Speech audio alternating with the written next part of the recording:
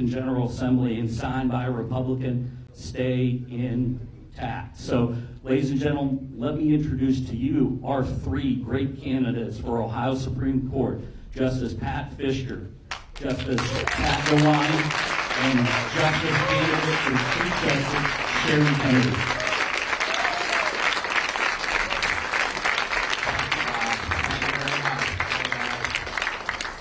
Real easy. Have one of these. And if everybody here tired of inflation, right? I'll give you 4 for the price of 3. If you vote for 3 and all 3 win, we get 4 on the court, and we take back conservative control of the court.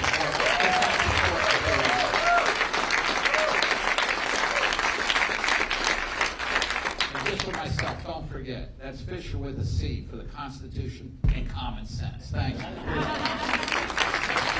Good morning. What happens over the next 4 days is going to decide the direction of the Ohio Supreme Court. Whether we have an Ohio Supreme Court that does what it's supposed to, that is apply the laws as written, protect your constitutional freedoms, and not legislate from the bench, or we go in the other direction, have an activist Ohio Supreme Court. If anyone wants to see the danger of an activist court, they just need to look at the DuBose decision. This is a case where a majority on the Ohio Supreme Court said that judges cannot consider public safety when they set bail for violent criminals. The 3 of us wrote dissents in that case, and issue 1 is going to overrule the decision by the majority in that case.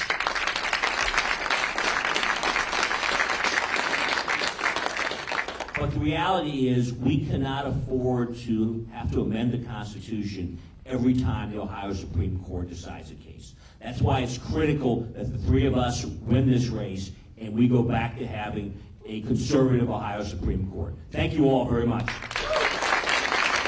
Good morning. We believe, in our core beliefs, we believe judges say what the law says, not what the law should be. We believe that judicial decisions should be based on the text of the Constitution as understood when it was written, and that political views and personal opinions and outcome do not drive our decision-making process. And that is what is on the line in the next 4 days. There's always one more thing that you can do. As you keep your head down and you run through the tape, I encourage you to ask your family and friends to vote for the constitutional conservatives, the law and order candidates for the Ohio Supreme Court, and with your help, we will hold the Ohio Supreme Court and maintain it in constitutional hands. Go fight and win, Ohio. Thank you.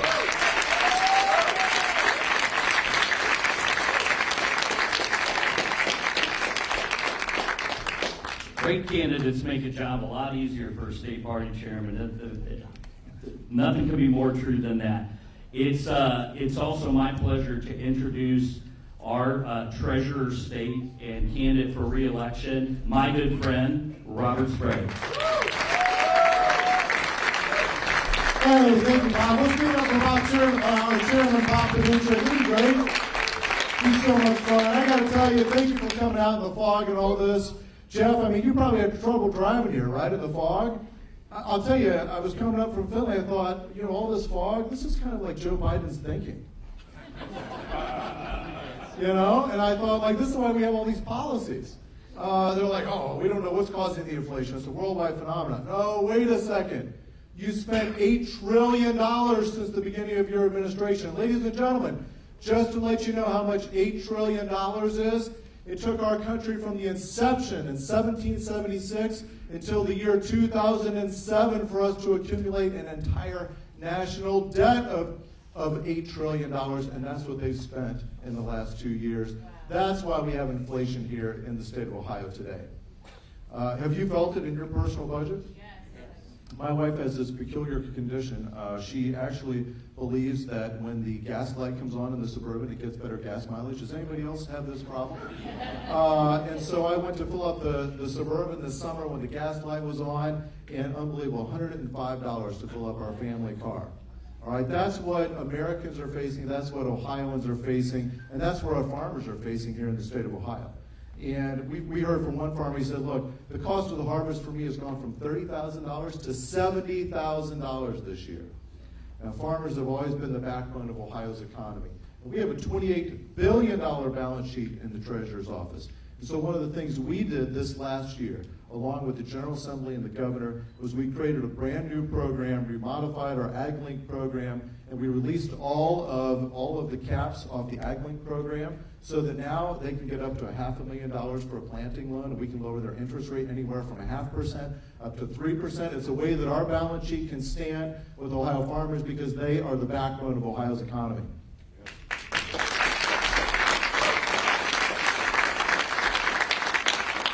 So, ladies and gentlemen, there's nothing we can do about foggy thinking. There's nothing we can do about inflation really here at the state level, but we could do something about the direction of our country on November the 8th. On November the 8th, if we show up and we get out our vote, we are going to take back the United States House of Representatives. We are going to take back the United States Senate, and we are going to set this country in the right direction.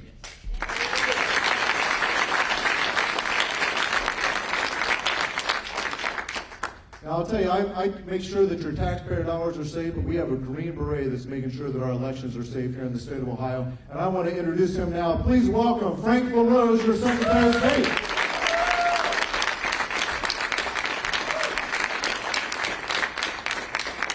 Well, thank you, Robert. Hey, good morning, everybody.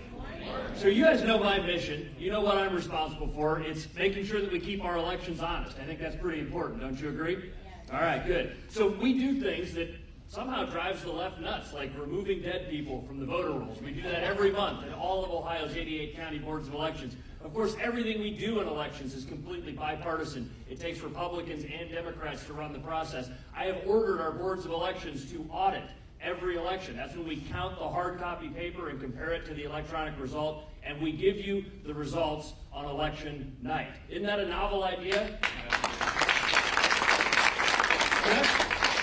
Just this week, the state of Pennsylvania started telling people, you know, we're probably not going to be able to give you results on election night. Folks, that's not how we do it here in Ohio. The boards of elections know, and the team at the Secretary of State's office know, brew a pot of coffee. Nobody's going to bed until we get those unofficial results out there so that everybody can know. Ohio has really emerged as the gold standard around the country for how elections should be run. And it's a simple thing. We believe that the voice of the people should be heard in a free and fair election. That's exactly what we do. And by the way, when Ohioans show up in massive numbers, Republicans do really well. The left has this theory that Republicans want to try to suppress the vote. It's an absolutely foolish idea. It is demonstrably false. If that's my objective, I must be really bad at it because we've had record turnout in 2016, 2018, and 2020, and we're going to have a strong turnout in 2022, and Republicans are going to sweep the state of Ohio because we have the policies that will lead our state forward. Is that yourself? Yeah.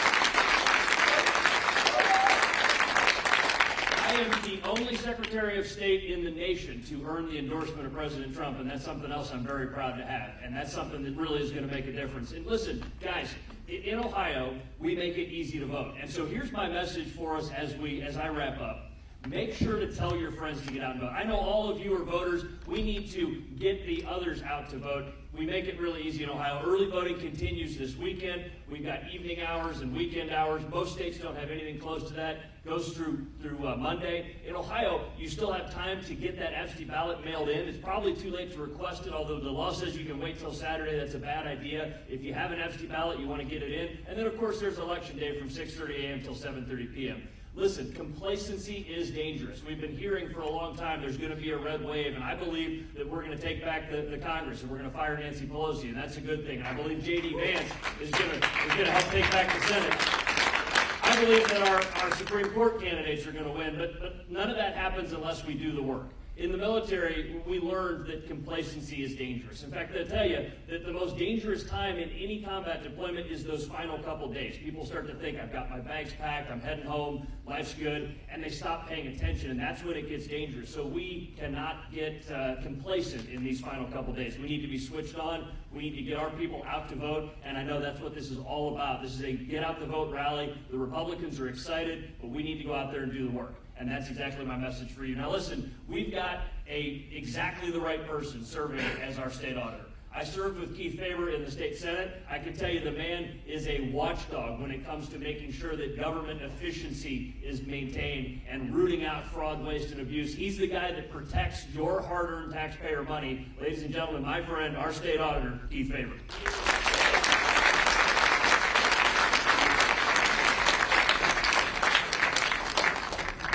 Good morning, everybody. Are we having a good morning? Look, it's great to be here. I am your state auditor. I always say it's easy to say that I don't audit you, I don't audit your business, and I don't collect taxes. So then somebody like Jim Hughes is going to say to me, what the heck do you do, Faber? And the good news is what we do in state government is pretty straightforward. We are your watchdog over those people who spend government money. And unfortunately, since I've been your state auditor, business has been pretty good. We have now convicted more than 90 individuals for lying, stealing, and cheating with your money. We were instrumental in identifying what is now more than $5 billion of waste, fraud, and abuse just in the unemployment compensation system during the pandemic. That's your money and your kids' money that went to foreign countries or other places to people who weren't deserving it because of control weaknesses. And that's what we look for in the state auditor's office. Look, I love being your state auditor. I'm not going to talk for a long time about the great things my office is doing, except to say that I am very, very proud of our professional staff. Our staff make decisions without regard to politics, without regard to favor, or without regard to anything that has to do with political decisions. They make those decisions to go after and watch your money, and we have an excellent staff. And part of the reason that I wanted to point out our excellent staff is I want to introduce our Attorney General. Dave Yost was my predecessor in the state auditor's office, and he left me what I say is a turnkey state agency. He had made sure that the professionalism of the state auditor's office was maintained at such a high level that when I became state auditor, I might be one of the first state auditors in state history that I didn't replace anybody. Other than filling positions with people that went to him at the AG's office, we kept all the staff. And that's because he insisted upon that professionalism that allowed us to hit the ground running. Now, we made some changes and did a few things here differently than Dave did, but he ran a very professional organization as state auditor, and he has taken it to a new level in the Attorney General's office. He has been a great Attorney General. He has focused on the things that keep our community safe. He has done things to protect us through DCI, and he has continued to go after the bad guys, including just yesterday filing a lawsuit against somebody who was charging one price at the sticker and another price at the register, allegedly. It hasn't been convicted yet, so allegedly. The good news is that as our Attorney General, Dave has continued to fight for right. So let me introduce my friend Dave Yost.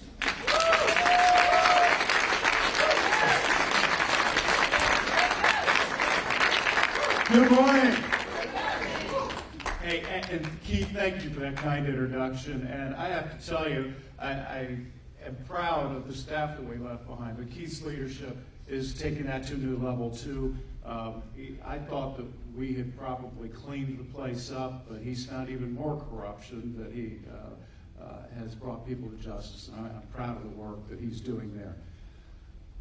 So my job, you might have noticed that there's some federal overreach. My job is to go to court and try to enforce the rule of law and the constitutional norms, and I'm proud to do that. We've been going to court, fighting for you, fighting for the rule of law, and we've been winning.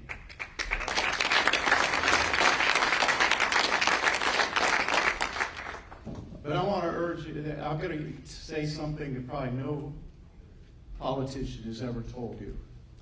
My race is not the most important race on the ballot this year.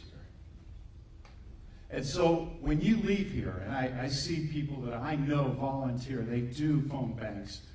Some of you, I've seen you go door to door and lead drops. When you leave here and talk to your friends and family, when you do the volunteer work these last few hours before Election Day, I want you to remember the two races that are mattering the most here. The first one is the Supreme Court. Because the rule of law means not only the same rules for everybody, it means that the rules say what they mean. That anybody could read what is expected and have a good idea of how to comply with it. When judges can read things into the Constitution that aren't there to strike down statutes they don't like or to come to a particular outcome. It doesn't matter how good your Attorney General is. It doesn't matter whether your auditor is cleaning up local government from corruption. It doesn't matter how clean your elections are. There is no rule of law. The Supreme Court doesn't agree that the words say what the words mean. And so our Sharon and our two Pats are critical to the rule of law. And that is important race number one. The second one, I was talking to a friend of mine who, very politically savvy, trying to get him to support me. And he said, Dave, I love you. You're doing a great job. But the problem facing our country is not coming out of Columbus, Ohio. He didn't know about the Supreme Court, but he said the problems facing our country are coming out of Washington, D.C. And the second most, the most important top-end race that we need to be out there for these last few days is my friend JD Vance. Because the future of the Senate, the future of the rule of law, the future of our country comes down to which party and which agenda are going to control over the next 2 years. I hope that you will go out and fight these last few days to make sure that JD Vance and Sharon Kennedy and Pat Fisher and Pat Devine make it over the finish line. Together, we're going to fight for Ohio. We're going to make Ohio even greater, and we're going to make America great.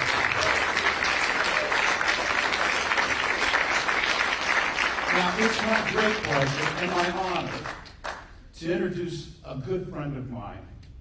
And this is a guy who doesn't need an introduction, but I'm going to do it anyway because I want to be on public record that I have immense respect for John Huston. This man is a competitor. He's tough. But beyond that, he has a organized business mind. And the things that he's done to help lead our state in economic development, to help make government work more like a business, to be efficient and oriented toward the ends and not the process, is as good a work as anybody's doing anywhere in the country right now. Will you welcome my friend, the Lieutenant Governor of Ohio, John Huston.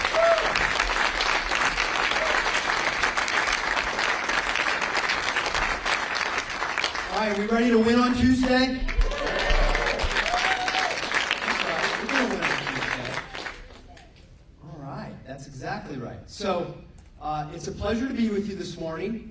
We're kicking off this bus tour. We're going to go everywhere in Ohio, have a lot of fun, meet a lot of voters in preparation for a win on Tuesday. But I want to share with you just quickly about the difference between where the Republican Party has taken Ohio and where the Democrats have taken the nation.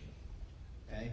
Look, today in Ohio, we are creating jobs faster than we can find people to fill them. You sit here in Franklin County, the unemployment rate is 3.3%, one of the lowest in the history of the state of Ohio. It's great. People are going to work. They have opportunity. We have moved the ball forward. And we did it as a Republican team. This is what Republicans have done in Ohio. Even though we went through a very difficult 4 years, we balanced budgets, never dipped into the rainy day fund, passed $3.6 billion worth of income tax cuts for every single Ohioan, the lowest income tax rates we've had since the 1970s in our state, and we have the highest bond rating since the 1970s in our state. We got our fiscal house in order, and in Washington, trillions and trillions of debt. We also funded the police in the state. We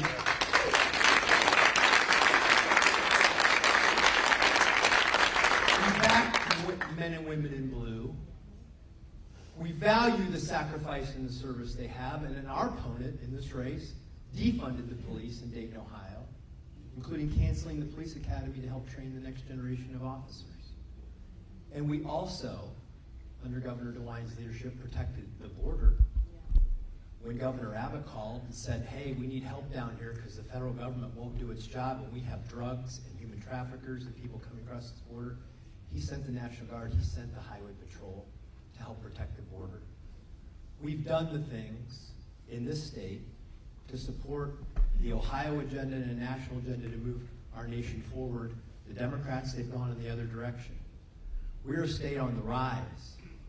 We're a state on the rise. But in Washington, they do things like the president started out by saying, hey, we're gonna cancel the Keystone XL pipeline, we're gonna restrict refinery expansions, and then they achieve their goal of cutting off oil supplies, gas production in the United States, and then they get inflation and they say, well, how'd that happen?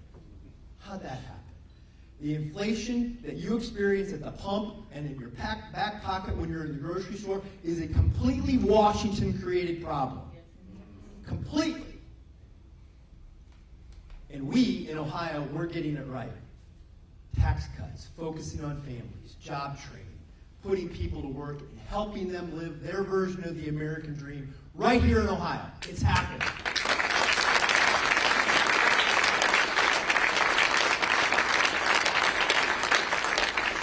But those things are not accidents. It takes a team. You've met many of the members of the team.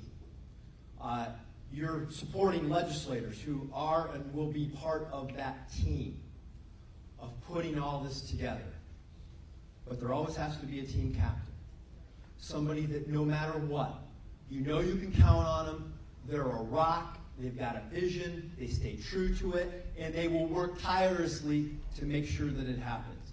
And that leader of this Republican team and the architect of Ohio's recovery is none other than Governor Mike DeWine. Please welcome Governor DeWine. First name for everyone.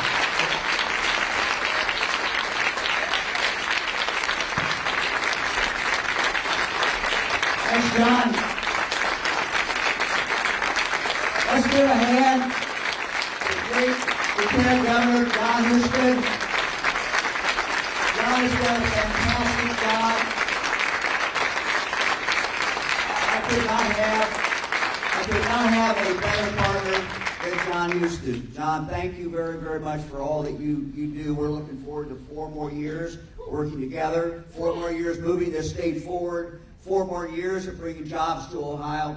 John's been a real leader in doing that. John, thank you very, very, very much. We start today a 2-day bus trip around the state of Ohio. And we kick it off this morning. Thank you all very, very much for being here. We're going to be from one end, as John has said, one end of the state to the other. Fran and I just finished a couple days in southern Ohio and eastern Ohio. And I tell you, it was a fun trip. People very enthusiastic. This has been an administration that has said from the beginning, we're focusing on every single part of the state of Ohio. And I think the people in Appalachia, where we just were, get that, they understand that, and there was a great deal of enthusiasm there. Right before that, Fran and I were in Cleveland. One of the things that we do the end of every campaign, we try to stand in front of the Browns and Bengals game. Well, of course, they were playing together. All you Browns fans are pretty happy with that. A little tough for the Bengals fans, tough for some of us. But anyway, we stood out there for about 2 hours, and we've done this to close a number of campaigns. And I will tell you, this was the best reception we have ever received. It was not universal, but it was a great reaction, and we kind of do our own what we call our Cleveland Browns Bengals poll, and it was pretty good. I want to say something about my bride here. Fran has been campaigning, and she achieved something the other day. You were in your 88th county. She finished. She's done every county. And what she's really been doing, she may talk about me once in a while, no, but what she's really been doing is promoting the Dolly Parton Imagination Library. And you have some good news about that. You want to share the news? Well, we're over 50% now statewide. We're 50.3%. We've got 374,000 kids that are getting the books every single month. So. Look, this is our time in Ohio. This is Ohio's time. It really, really is. For a number of things are coming together. We've been able to keep our taxes down. In fact, we've lowered our taxes. When companies look to Ohio, they look at a state where we now have the best bond rating we've had since the 1970s because of the way that we have conducted things. It is a state that is growing jobs. We're seeing companies like Intel make decisions. They could have picked any state in the union. They could have gone any place. In fact, there was 39 other locations they were looking at. They picked Ohio. And they picked Ohio because of the business climate, the stability in Ohio, the hard workers that we have, the colleges, the universities that we have, the abundance of water we have, the fact that we take care of our water. All of those things come together. And also, we like to think a little bit because we were pretty darn aggressive, not only going after Intel, but going after other companies and bringing these jobs in here. What we know that we also are doing that is so very, very important, and in a second term, we're going to continue to do that. And we're actually in the process now of working on the budget. But I said, when I first talked to the state legislature, and they've been a great, great partner, I said to the legislature, look, I'm going to be asking you to invest in people. I'm going to ask you to invest in the people of the state of Ohio. And I'm going to ask you to invest sometimes in things where we're not going to see the results overnight. And in fact, in some cases, we will not really see the results until all of us are out of office. And that is a tough, tough thing for people to do. But the legislature has done that. We've invested, for example, in Lake Erie, a long-term project to make sure that not only Lake Erie, but our other waters around the state are in good condition. We call it H2 Ohio. And it was interesting when we were talking to Intel, one of the things they mentioned is, we like what you're doing in regard to what you call H2 Ohio.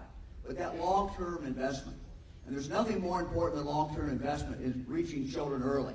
So Dolly Parton Imagination Library is one example of that. But we've doubled the emphasis and the money and the resources that we put in prenatal care, postnatal care, visiting, family visitings and help for families to get a good start. We want kids to get to kindergarten and to be there and ready to go. But it's not just that. It is what happens after that. Fran and I, and John, I know, spent a lot of time doing it as well, have traveled around the state going to our career centers. We've invested more in our career centers. We've invested more in our community colleges. And in the second term, you're going to see that continue. Again, why? Because we want every single child to be able to live up to their God-given potential. We want every Ohioan to have the opportunity to live whatever their version of the American dream is. That's what we want. But it's not just our young people.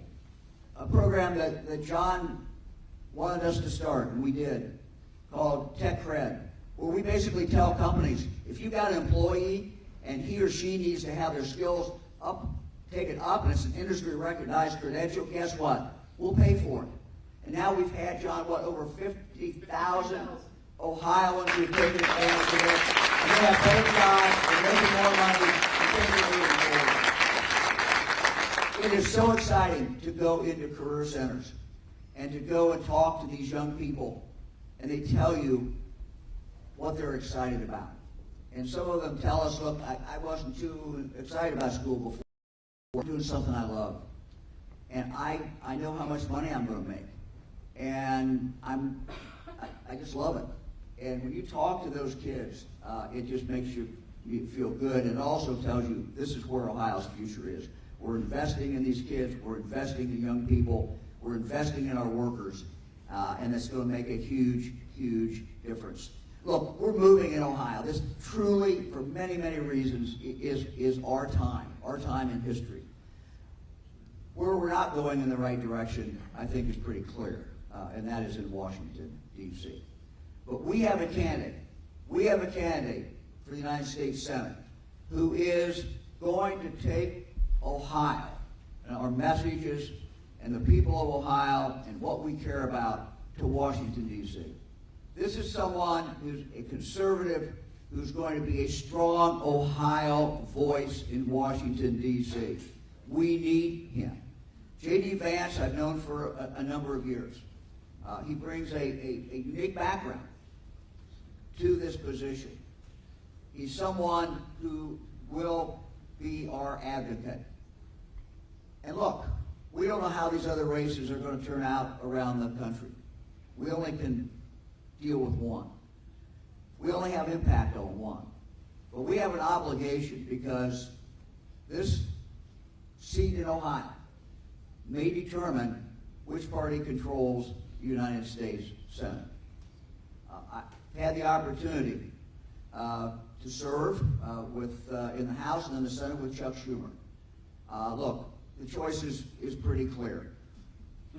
This man may decide who the next majority leader is. Your vote may decide who the next majority leader is. Let me just tell you from my experience in the Senate, it matters who the majority leader is. It matters who the majority party is. So, let's keep pushing. Let's keep pushing the next 5 days, 6 days, as we go down. I believe in fighting right to the polls close at 7:30 at night, and I know you all do as well. I've seen many of you out there. I've seen many of you working at the polls. Thank you for what you're doing. Let's continue to push. Look, the Supreme Court is vitally important for all the reasons that you've already heard. Let's now introduce the next United States Senator from Ohio, JD Vance. Right.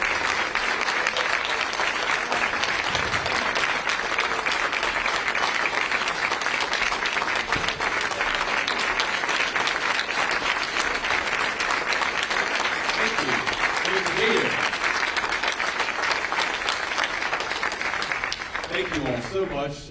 Governor and Fran, thank you for being here. Thanks for coming out on the campaign trail, and everybody else, Frank, Dave, John, the entire team, Keith and Robert. We really appreciate having you guys out here. And of course, our important Supreme Court justices, Sharon and the two Pats. We've got to get Sharon and the two Pats. It sounds like a rock group. Maybe an R&B group, actually. But we got to get them across the finish line. And so it's great to be out here with all of you, and it's great to have your support. We're going to win on November the 8th, ladies and gentlemen.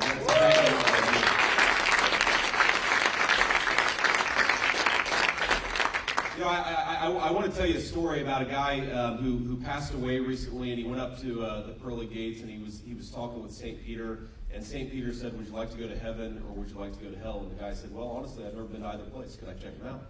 And so St. Peter said, "Sure, why not?" And so they hop on the elevator, they go down, they check out hell, and the guy's, pretty surprised by it. There's loud music, people are partying and having a good time. It's a really fun place. He says, "This is not at all what I was led to believe.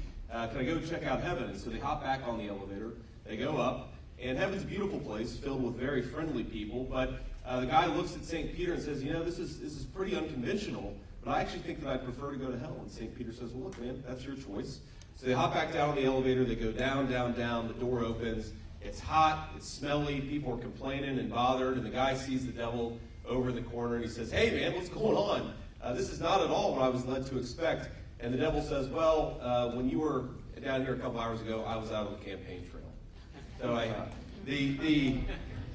you know who told me that joke was Herschel Walker, the Senate candidate of Georgia. So I think about that a lot, but look, we've got such a great slate of candidates, and let me tell you just a little bit about myself. So I was raised by my working class grandparents, my mama and papa, and a lot of you know my story, and a lot of you probably don't. And so, my story is really the story of the American dream, and the story of what happens when our state and when our country works for our young people. You heard the governor talk about giving every kid an opportunity in the state of Ohio, and that's ultimately what we're trying to do.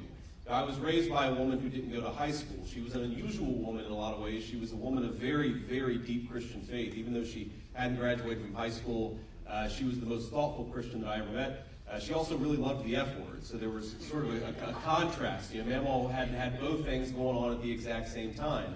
But that discipline and that love and that dedication is what was necessary for me to be able to live my dreams and to have a good chance. And, you know, when I was a kid, all I really wanted to do was be a good husband and a good father. I wanted to be able to give my kids the things that I didn't have.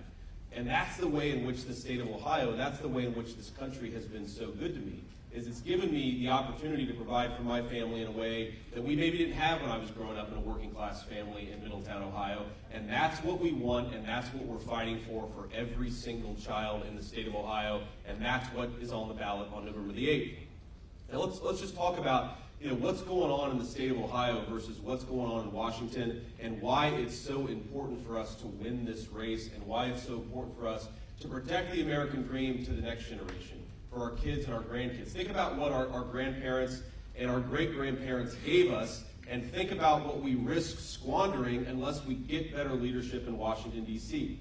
You just heard the governor talk about how much the Intel facility means to the state of Ohio, and it's not really just the state of Ohio. The Intel facility represents us making a smart decision where for 30 years we have shipped our manufacturing and industrial base off to China. That facility represents bringing it right back home where it belongs, using Ohio workers to make the things that we need all across the country.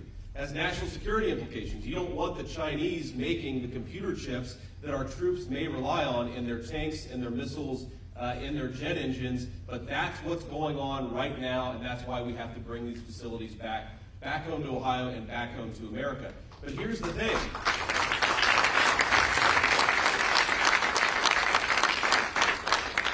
But here's the thing about that.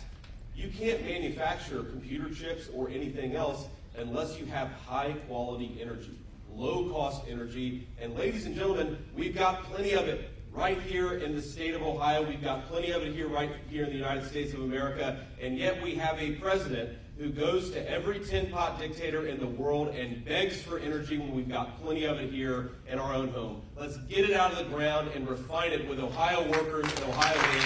Let's not get more people.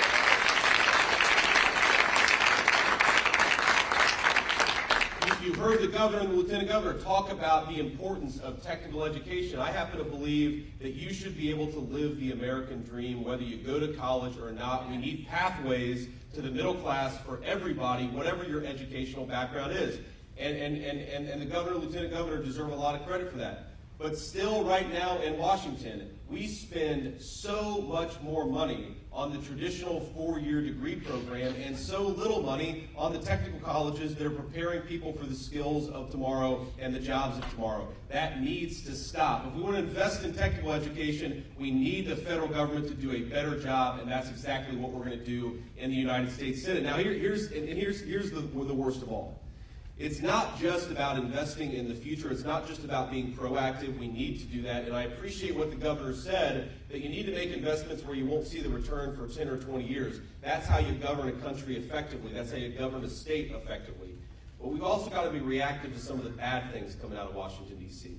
This inflation crisis is directly caused by the reckless spending and the terrible energy policies of Joe Biden and Tim Ryan.